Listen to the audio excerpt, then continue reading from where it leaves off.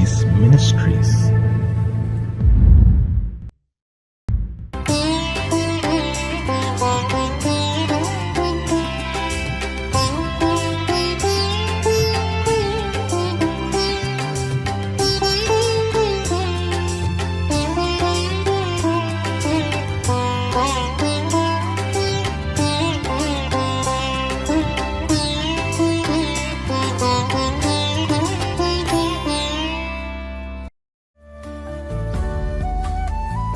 வானத்தையும் பூமியையும் உண்டாக்கின கர்த்தர் சீயோனிலிருந்து உன்னை ஆசீர்வதிப்பாராக. சங்கீதம் 134:3. Lord that made heaven and earth, bless thee out of Zion. Psalms 134:3.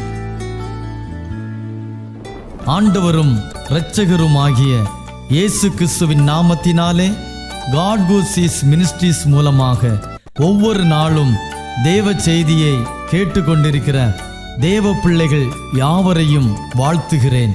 இந்த 11வது மாதத்தில் தேவனுடைய கிருபையும் சமாதானமும் பாதுகாப்பும் உங்களோடும் உங்கள் குடும்பங்களோடும் என்றென்றும் நிறைவாய் தங்கியிருப்பதாக.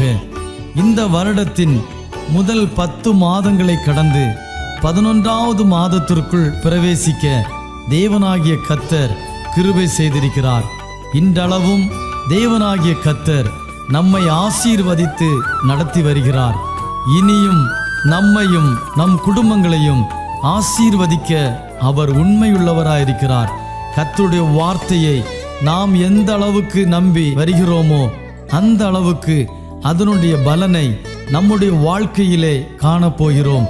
அநேக தீங்குகள், வித்தியாசமான சூழ்நிலைகள், பிரச்சனைகள், தேவைகள் என்று எது நம்மை நெருக்கி வந்தாலும் நாம் அவை எல்லாவற்றையும் இந்த மாதத்திலே ஜெயிக்க போகிறோம்.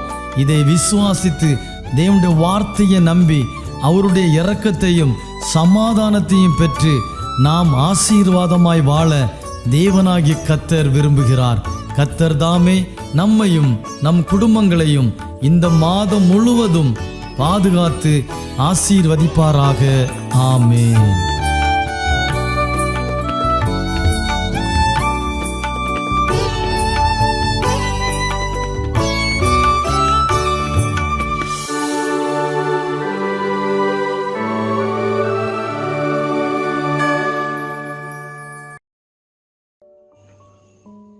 ஆண்டவரும் இரட்சகருமாயிருக்கின்ற இயேசு கிறிஸ்துவின் அதிபரிசுத்தமுள்ள நாமம் இந்த காலை வேளையில் மகிமைப்படுவதாக.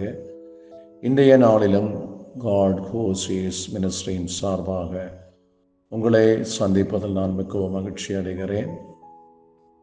இந்த நாளுடைய தியானத்துக்காக 2 கொரிந்தியர் நிருபம் 2ஆம் அதிகாரம் அதனுடைய 14வது வசனத்துடைய முதல் பகுதியை நான் தியானத்துக்கு எடுத்துக்கொள்கிறேன்.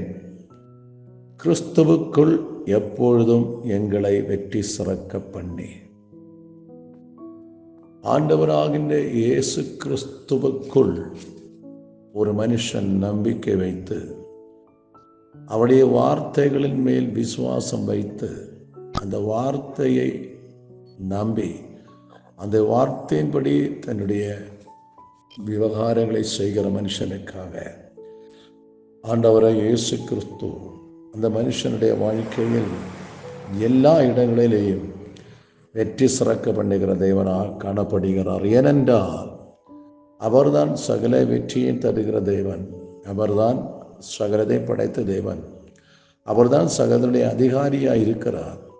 அவர் வானமும் பூமியும் சமுத்திரம் அதிலுள்ள சகலதை படைத்த சர்வ வல்லமையுள்ள தேவன். ஆதியாகமம் 1ஆம் அதிகாரம் 3ஆம் வசனம் சொல்லுகிறது, தேவன் வெளிச்சம் உண்டாக கடவுள் என்றார், வெளிச்சம் உண்டாயிற்று.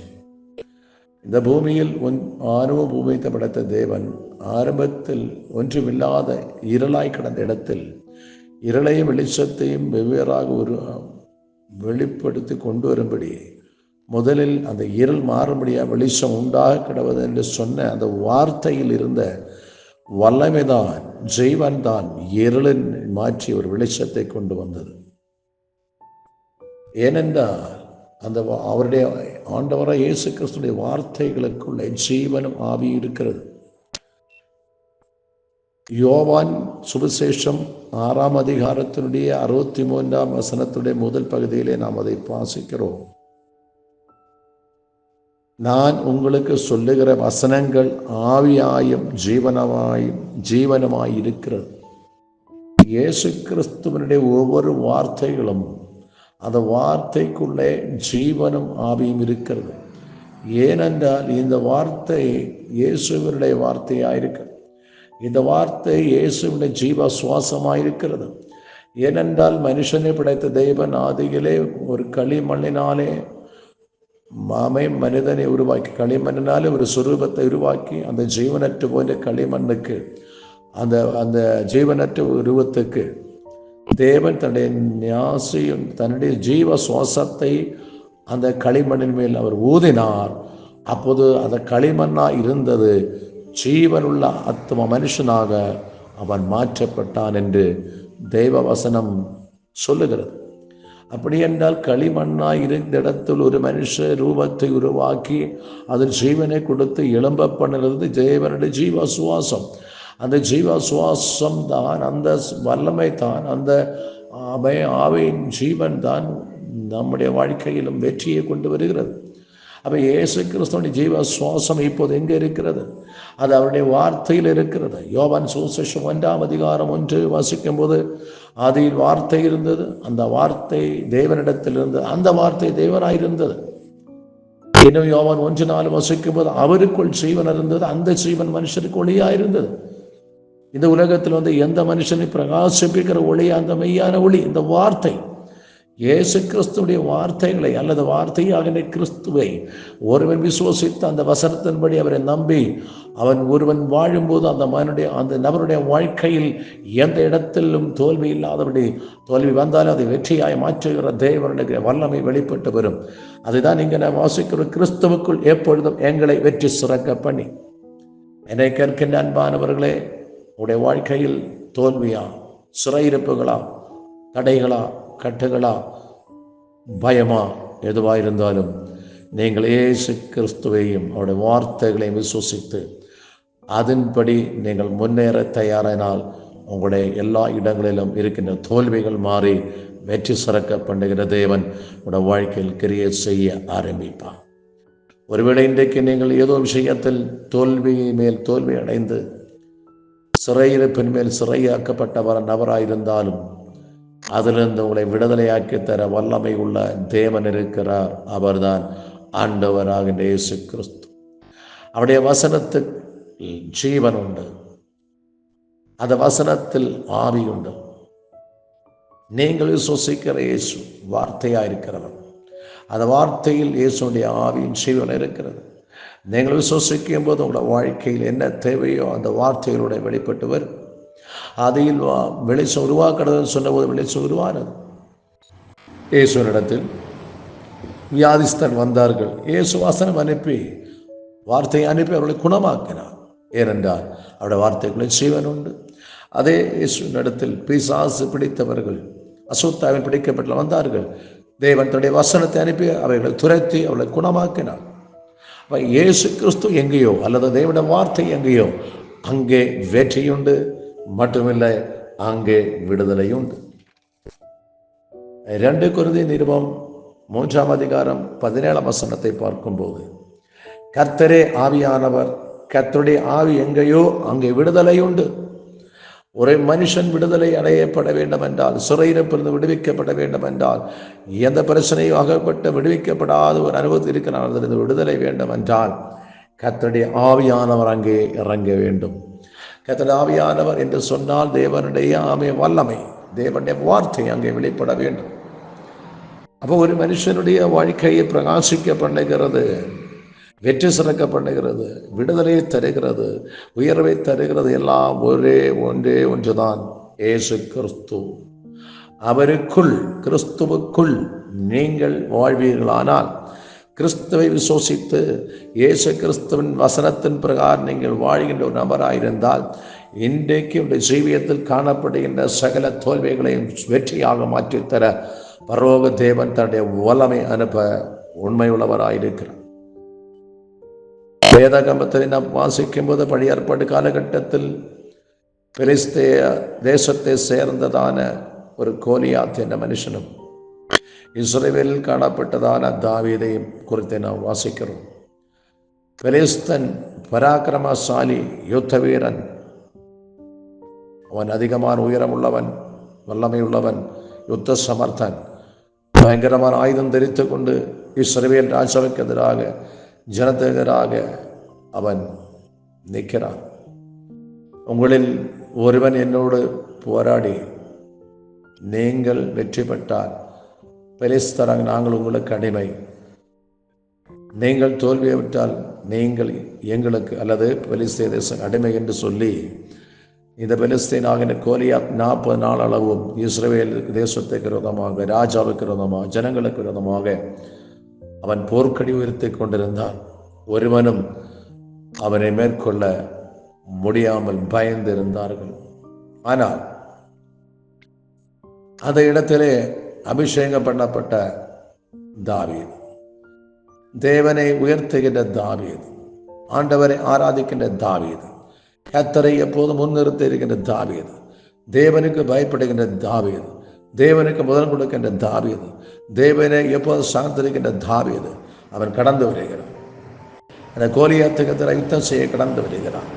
அவன் ராஜா சொல்ல காரியம் உண்டு, தாவீதை நீ சிறு பையன், உனக்கு அவனை வெற்றி செய்ய முடியாது, வெற்றி பெற முயலாது. அவனோ யுத்த சமர்த்தன் என்று ராஜாவாக சவுல் சொல்லுகிறார்.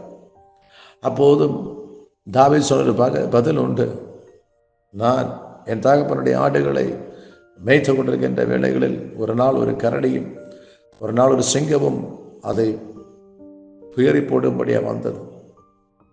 அவைகள் 2 பேற்றையும் நான் கொன்று போட்டு, ஒரு ஆட்டை கொல்லுகிறது கொண்டு போட்டு நான் அதிலிருந்தும் ஆடுகளை விடுதலையாக்கினேன். அந்த சிங்கத்தையும் கரடியையும் கொன்று ஆடுகளை காப்பாற்ற எனக்கு பலன் தந்த இயேசு கர்த்தர் இந்த பெலிஸ்தீனையும் தகர்த்துப்பட பலன் தருவார் என்று தாவீது தன்னுடைய விசுவாச அறிக்கையை கட்டளையிட்டார். அன்பானவர்களே, தாவீதின் மேல் இருந்த தேவனுடைய விசுவாசம், தாவீதின் மேல் இருந்த தேவனுடைய வார்த்தையுடைய ஜீவன், தாவீதின் மேலுள்ள இயேசு கிறிஸ்துவுடைய வல்லமை அவன் விசுவாசத்தில் கிரியை செய்யும்படி வெளிப்படுத்தி கொண்டு வந்தான். ஆனபடியினாலே தாவீது கோலியாத்தை ஒரே ஒரு கல்லினாலே கவனில் வைத்து எறிந்து அவனை கொலை செய்து, அவன் கீழே விழுந்தான், அவனை கொலை செய்கிறான். அவன் எத்தனை பெரிய பிரச்சனையாகின்ற விஷயமானது, எத்தனை பெரிய வேதனை தருகின்ற விஷயம் உங்களுக்கு எதிராக இருந்தாலும் அவைகள் ஒன்றுமில்லாத போக வேண்டும் என்றால், அவைகளை நீங்கள் செய்யமெடுக்க வேண்டும் என்றால், நீங்கள் செய்ய வேண்டியது கிறிஸ்துவுக்குள் கடந்து வர வேண்டும். ஆண்டவர் இயேசு கிறிஸ்துவை விசுவாசிக்க வேண்டும். அவருடைய வசனத்தின்படி நீங்கள் வாழ வேண்டும். அவரை நீங்கள் தேட வேண்டும். அவரோடு நீங்கள் ஜெபிக்க வேண்டும். அவரை நீங்கள் முன்னிறுத்த வேண்டும். அப்போது எத்தனை ஆண்டுகள் பழக்கமுள்ள பிரச்சனையும், எத்தனை ஆண்டு பழக்கமுள்ள தோல்விகளும், எத்தனை ஆண்டு பழக்கமுள்ள தடைகளும் இந்த பகல்கால் தகர்ந்து மாறும். ஏனென்றால் கர்த்தருடைய வசனத்துக்குள்ளே ஆவியும் ஜீவன் இருக்கிறது. இந்த வசனம் எங்கே உண்டோ அங்கே விடுதலை உண்டு. இந்த வசனத்தோடு யார் ஒருவன் முன்னேறி செல்கிறாரோ அவருக்கு வெற்றி தரும்படி ஆண்டவர் அந்த மனுஷனுக்காக இறங்கி வந்து கிரியை செய்ய வல்லவராயிருக்கிறார். என கேட்க நண்பானவர்களே, இத்தனை 2024 ஆண்டினுடைய 11ஆம் மாசத்தினுடைய இந்த 22ஆம் பகல் காலம் வந்திருக்கிற வாழ்க்கையில் இதுவரையும் வெளிப்படாத வெற்றி, இதுவரையும் பெற்றுக்கொள்ளாத ஆசீர்வாதம், இதுவரையும் பெற்றுக்கொள்ளாத விடுதலையை இந்த பகல் காலம் தர இயேசு உண்மை உள்ளவராயிருக்கிறார். எத்தனை பெரிய விஷயமோ இருந்தால் கவலைப்படாதிருங்கள். இந்த பகல் காலம் நீங்கள் கிறிஸ்துவுக்குள் வாழ தயாராகுங்கள். கிறிஸ்துவுக்குள் நம்பிக்கையோடு முன்னேற செல்ல நீங்கள் தயாராகுங்கள். இன்றைக்கு காணுகின்ற எகிப்தியனை இனிமேல் காண மாட்டீர்கள் என்று மோசையோடு கூட ஆண்டவர் பேசி தன்னுடைய சனத்தை எகிப்தின் அடிமை நுகத்தை தடகத்தை உடைத்தறிந்து கொண்டு தேவன் அழைத்த தன்னுடைய சனத்துக்காக கானான் தேசத்தில் அவை கடந்து போகும்படி உதவி செய்த சர்வ வல்லமை உள்ள தேவன் இன்றைக்கும் ஜீவன் உள்ளவராய் காணப்படுகிறார். அவரை விசுவாசிக்கிற எந்த மனுஷனுக்கும் வெற்றி உண்டு. அவரை விசுவாசிக்கிற எந்த மனுஷனுக்கும் எந்த பிரச்சனை விடுதலை உண்டு. ஏனென்றால் அந்த மனுஷனுக்காக யுத்தம் செய்கிறது கர்த்தரே ஆவார். அப்போ இந்த நாம் வாசிக்கும் போது கிறிஸ்துவுக்குள் எப்பொழுதும் எங்களை வெற்றி சிறக்க பண்ணி கிறிஸ்துவுக்குள் நாம் இருப்போம் என்றால் எப்போதும் வெற்றி. இஸ்ரவேல் ஜனங்களுக்கு விரோதமாக எகிப்துடைய பார்வோனும் அவருடைய பிரதான சேனைகளும் குதிரை வீரர்களும் ஏராள லட்சக்கணக்காக இஸ்ரவேல் ஜனங்களை சூழ்ந்து கொண்டார்கள். முன்னே செங்கடலும் பின்னே பார்வோனும் அவருடைய எகிப்திய சேனைகளும் ரதங்களும் குதிரை வீரர்கள் நிறையப்பட்டு நிற்கிறது. இஸ்ரவேல் ஜனங்கள் பயந்து நடுங்கி நிற்கிறார்கள். வலது பக்கம் செங்கடல், பிறகு எகிப்துடைய சேனை, வலது இடந்து போக முடியாத மலைகளால் மூடப்பட்டு நிற்கிறார்கள். எந்த வழியும் இல்லாத இடத்தில் அழைத்து கொண்டு வந்த தேவன் தன்னுடைய சனத்துக்காக அங்கே ஒரு அதிசயத்தை செய்கிறார். உலக வரலாற்றில் இதுவரையும் சம்பவிக்காததும் இன்னும் சம்பவிக்க போகாதமாக ஒரு அதிசயத்தை ஆண்டவர் செய்கிறார். மோசே தேவன் அழைத்த இஸ்ரவேல் ஜனங்களை அழைத்து கொண்டு வரும்படி தேவனால் அழைக்கப்பட்டு அனுப்பப்பட்ட தலைவனாகின்ற மோசே தன்னுடைய கரத்தில் வடியை ஆண்டவர் சொன்னார், மோசே நீ செங்கடலுக்கு நேராக அந்த அடியை நீட்டு. அவன் அந்த கோலை நீட்டுகிறான். செங்கடல் இரண்டாக பிளறுகிறது. இரண்டு பக்கம் குவியலாக தண்ணி நிற்கிறது. வெட்டாந்தரை வெளிப்படுகிறது. தேவன் அழைத்து கொண்டு வந்த இஸ்ரவேல் ஜனம் தோற்று போகவில்லை. எகிப்தினுடைய பார்வோனுடைய சேனைகள் தகர்ந்து போகவில்லை. வெற்றி தருகிற தேவன் செங்கடலை இரண்டாக பிளக்கிறார். இஸ்ரவேல் ஜனங்கள் வெட்டாந்தரையில் நடக்கிறது போல அவர்கள் மறுகரை சென்று செய்கிறார்கள். அதே அவர்கள் மறுகரை சென்று சேர்ந்த பிறகு அதே வெட்டாந்தரை அதே செங்கடலில் இஸ்ரவேல் ஜனங்களுக்காக பாதை துறந்த அதே பாதையில் தன்னுடைய சத்துருக்கள் சேனையாகின்ற எகிப்துடைய பார்வோனும் சேனைகளும் நடு சமுத்திரம் வரையில் இஸ்ரவேல் ஜனங்களை பின்தொடர்ந்து வந்தார்கள். இப்போது இஸ்ரவேல் ஜனங்கள் கரையேறிவிட்டார்கள். ஆண்டவர் சொன்னார், மோசே அந்த கோலை நீ திருப்ப சமுத்திரத்தை நேராக நீட்டு என்று சொன்னார். மோசே திரும்ப சமுத்திர நேராக கோலை நீட்டின போது இரண்டாய் பிளந்த நின்ற சமுத்திரம் ஒன்றாக வந்து மூடி எகிப்திய சேனைகளையும் பார்வோனையும் சகல மனிதர்களையும் அழித்து போட்ட வரலாறு இன்றைக்கும் இருக்கிறது. அங்கே இஸ்ரவேல் ஜனங்கள் தோற்று போகவில்லை. அங்கே இஸ்ரவேல் ஜனங்கள் இதை மாண்டு போகவில்லை.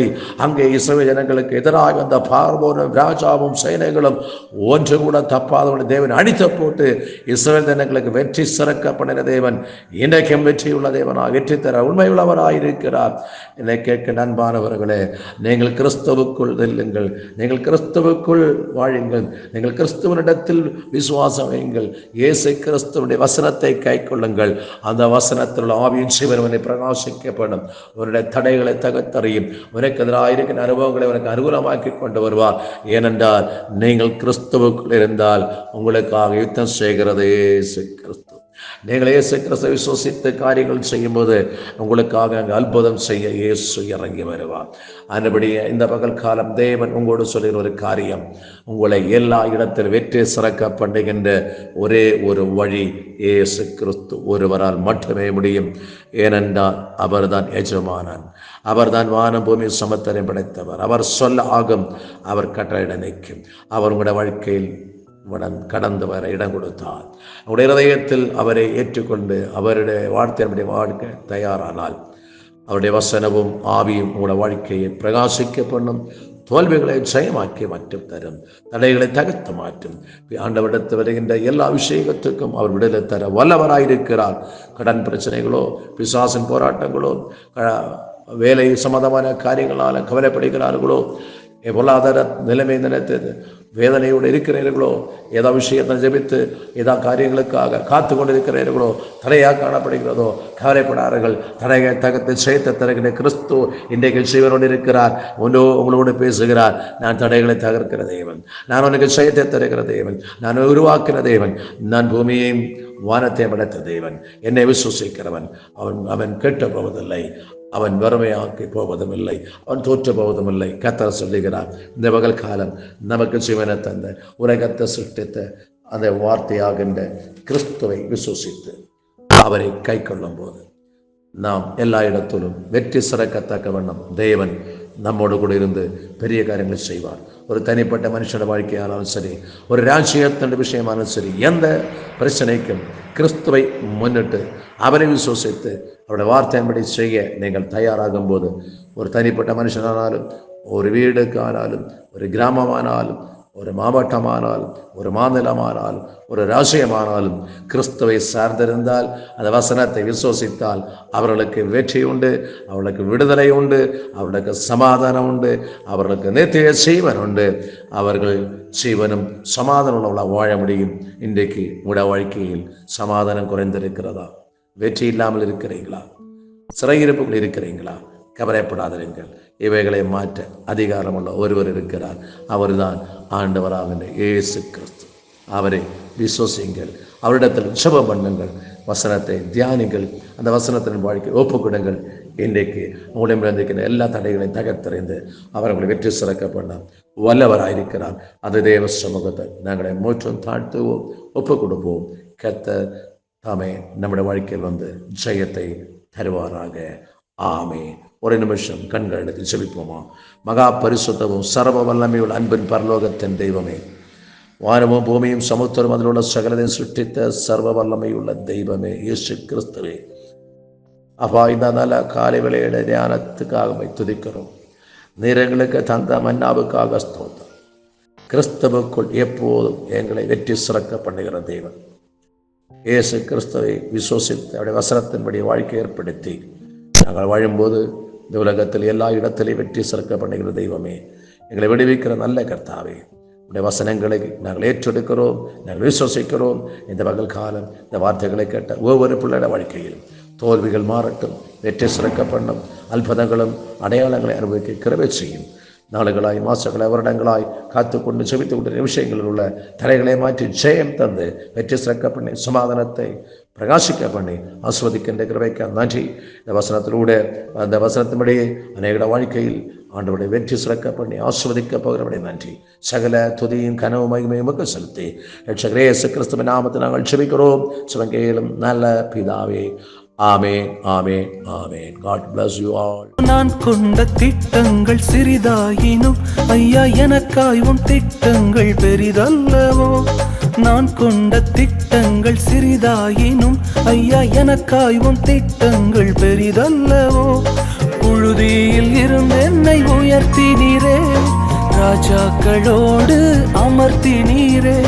புழுதியில் இருந்து என்னை உயர்த்தினீரே, ராஜாக்களோடு அமர்த்தினீரே. உந்தன் கிருபைகளை எண்ணி நான் பாடுவேன், உந்தன் மகிமைதனை தினம் நான் ருசிப்பேன். அல்லேலுயா, அல்லேலுயா, அல்லேலுயா, அல்லேலுயா. உம்மை உயர்த்துவதே எங்கள் நோக்கமையா, உம்மை பாடுவதே எங்கள் மேன்மையா. உம்மை உயர்த்துவதே எங்கள் நோக்கமையா, உம்மை பாடுவதே எங்கள் மேன்மையா.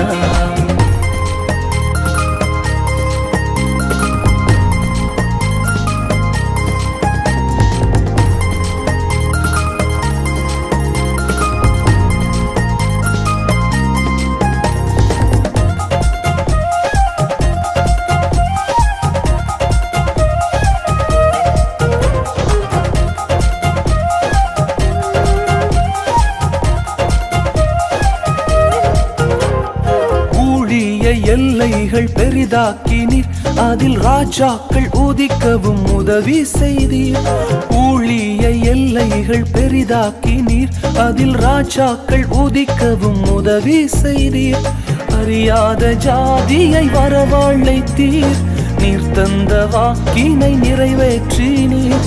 அறியாத ஜாதியை வரவழைத்தீர், நீர் தந்த வாக்கினை நிறைவேற்றினீர். உந்தன் கிருபைகளை எண்ணி நான் பாடுவேன், உந்தன் மகிமைதனை தினம் நான் ருசிப்பேன். அல்லேலுயா, அல்லேலுயா, அல்லேலுயா, அல்லேலுயா. உம்மை உயர்த்துவதே எங்கள் நோக்கமையா. சொல்லுங்க, அவரை உயர்த்துவதுதான் நோக்கம். Yes Lord, the purpose of my life is to worship you, Father. We lift your name, O Lord. We worship you, Father God. Amen. வருத்தங்கள் பசி தாகம் வந்தால் எங்கள் விசுவாச கேடயத்தை ஒரு நாளும் விடமாற்றோம் ஆண்டவரே. நம்பினவர்கள் எங்களை நட்டாற்றில கைவிட்டு போனால் எங்களை காப்பாற்ற நீர் உண்டு, நீர் வருவீர் ஆண்டவரே. Oh, hallelujah.